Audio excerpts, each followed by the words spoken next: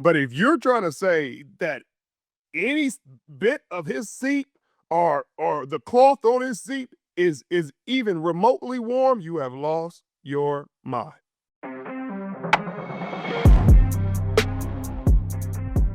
Welcome back to the Richard Sherman podcast. What a night for the San Francisco 49ers. This was reminiscent of the 2023 Super Bowl run. Christian McCaffrey doing it all, 201 total yards, 2 touchdowns, 24 carries for 129 yards.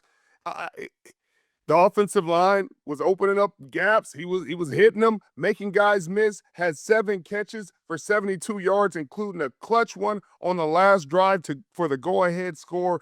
What an incredible game for him. Another win for Mac Jones. Who? Mac Jones. Who? Mac Jones. Who? Mac Jones. 4-1 as a starter. He was 4-14 previously, the previous, I think, 2 years, last 2 seasons. But what a great game to bring George Kittle back. He didn't have a tremendous impact in terms of the stat sheet, but he obviously had a huge impact on the run game. Jake Brendel gets injured in the game, and Hennessy comes in and plays a really solid game. I thought, there's going to be a lot of issue with Connor Colby pulling Christian McCaffrey in the end zone. Like, don't try to make that the storyline of the game. They played a freaking phenomenal game offensively. I don't know if you got to give this Atlanta Falcons team credit. They just beat the Buffalo Bills, so we're not going to sit here and act like the Atlanta Falcons are just a walkover or easy out for anybody. They just beat the Buffalo Bills 24-14 last week. They played a really good game that week, and they ran up against the San Francisco 49ers team that's well coached and prepared to do what they needed to do, playing some inspired defense. Bethune played well. I thought Diamador Lenore played well. That was a BS PI call on him earlier. I don't know what was going on with PI today. I really don't. These referees are getting out of hand. It's hard enough to play defense in this league, and for them to call PIs on plays where the defenders are clearly attacking the football, there's going to be some hand fighting in every play. But if you called it on the defender, then you could call it OPI in the same play, but they don't call it very often. There's many plays where a receiver is grabbing a DB and trying to prevent him from picking the ball off, and it was happening on that play with Diamador Lenore. But they didn't call it. I thought Lucas played a solid game in the slot at the nickel. Once Renardo Green went out, I know there was some question marks. Luter played well. Well, it's a battle out there. I know everybody's like, "Who he gave up catches?" It's hard out there playing corner. It's tough. It's a grind. That's why Renardo Green is the starter. But I thought, they came out and battled. They were undermanned. I thought Bryce Huff made a huge play. I thought Sam O made a huge play. Those 2 sacks in the game. Bryce Huff created a turnover in the game.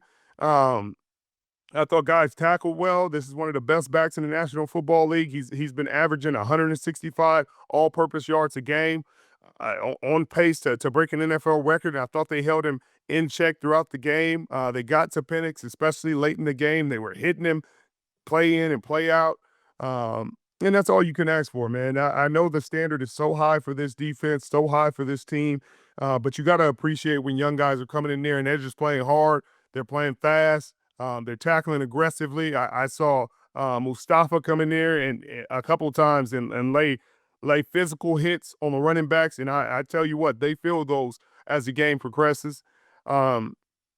I thought Mikael Williams played really well. Alfred Collins got some hits on the quarterback, created some pressure. It's not always the things you see on the stat sheet. Sometimes it's the things you don't see.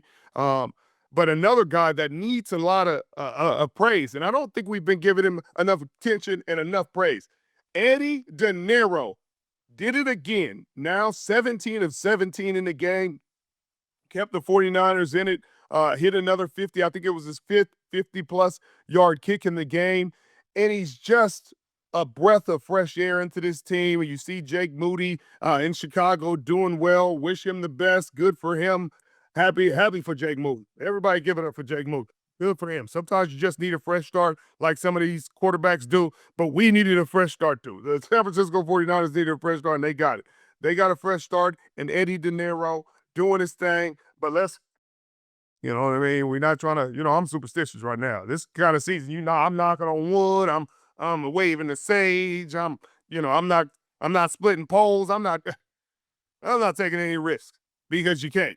You can't right now. Need all the help you can get, but 5-2 right now are the San Francisco 49ers.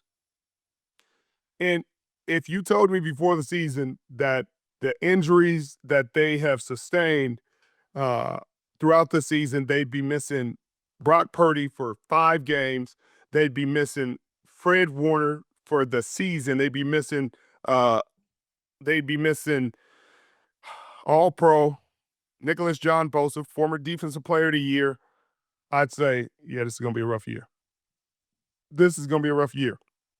But it hasn't mattered. It has not mattered because of Kyle Shanahan. You saw that Frank Gore said something this week that because sometimes fans just get spoiled. And I'm sorry, you guys, sometimes you get spoiled. If you were calling for anything other than Kyle Shanahan's doing a great job and he needs to continue, if you're saying anything other than that, you're wrong. Not that you can't criticize the head coach and not that you can't criticize an organization, say you can do this better, you could do this better. Why don't you change this? Or you got every right in the world to do that.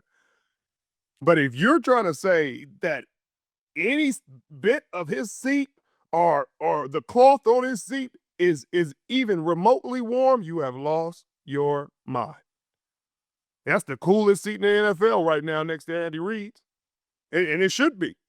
This man has taken his team to multiple Super Bowls, overcome tons of injuries. People remember the 2019 season so rosy and so good, but forget that we lost both of our tackles for a substantial amount of time during that season. That's why they were trying to trade for Trent Williams, and then we traded for Emmanuel Sanders. But there were injuries in that season. We lost guys throughout the year, but we just kept battling and kept battling and kept battling, and they kept coaching their tails off. Saleh coached his tail off. Kyle coached his tail off. LaFleur coached his tail off. McDaniel coached his tail off. But I think you got to sometimes take a step back. And although the standard's high, and although your expectations are high each and every year, even when there's 90-something million of dead money, and this was supposed to be a down year, supposed to be a rebuild year, kind of figure the cap situation out. But no, they don't accept that. They think, hey, we drafted well enough, we got good enough players, and we're going to still get it done. And they have, for the most part, gotten it done. I thought they had a chance to win last week.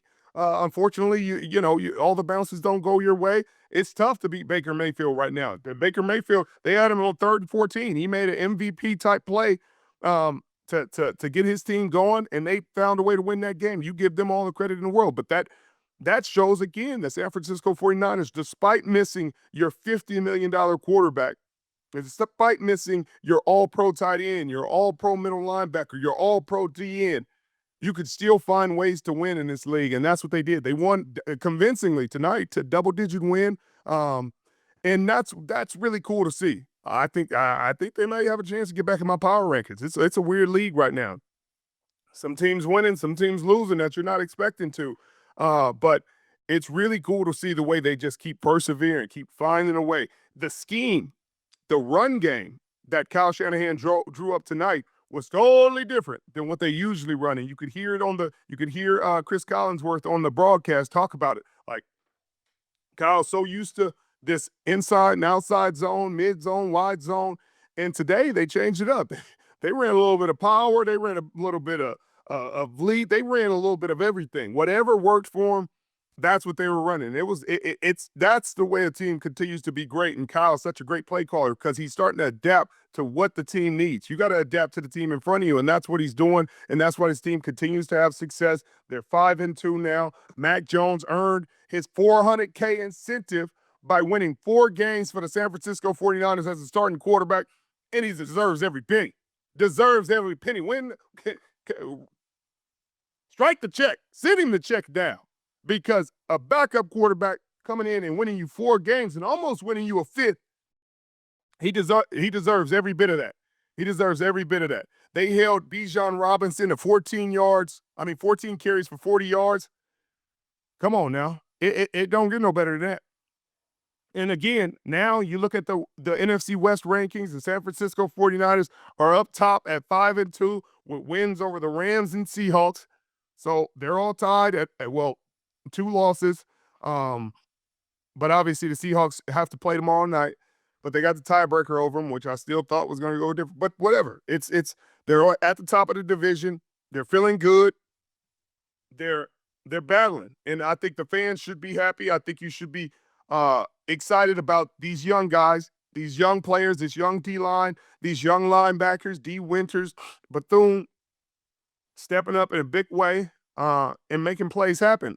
They obviously got a tough game next week against the Houston Texans, but you'll cross that bridge when you get there. I think they got a chance to win that game just like they had a chance to win this game. And if you look at the schedule coming up, they got, after the Texans, they got the Giants, another game that could potentially be a winnable game. They play the Rams, always a good divisional battle, the Cardinals, the Panthers. This season is starting to shape itself. And I'm sure Kyle Shanahan and the rest of the staff are excited, but they're working hard. This is fun. You got to enjoy this. Not every team, not every fan base gets to enjoy wins like this. This is a huge win for this team in prime time. Mac Jones doing it again. He continued, everybody playing the return on the Mac. I kind of like that, but I like who Mac Jones because his name's actually Michael. Now, I don't really want to get to his middle name because it's not as cool as Nicholas John Bosa. It's McCorkle, I think. So, we're just gonna keep it cool with Mac Jones. Mac Jones much cooler than Michael McCorkle Jones. That's okay too. But Mac Jones. We're gonna go with Mac Jones. As always, be prepared for next week. Enjoy this win tonight, faithful. I know you're excited. I know you're happy. Appreciate this. It isn't always like this. It don't always go like this. And when it does, you should enjoy. Appreciate you. I know you could be anywhere in the world, but you're here with me, and I sure do appreciate you. We'll see you next time.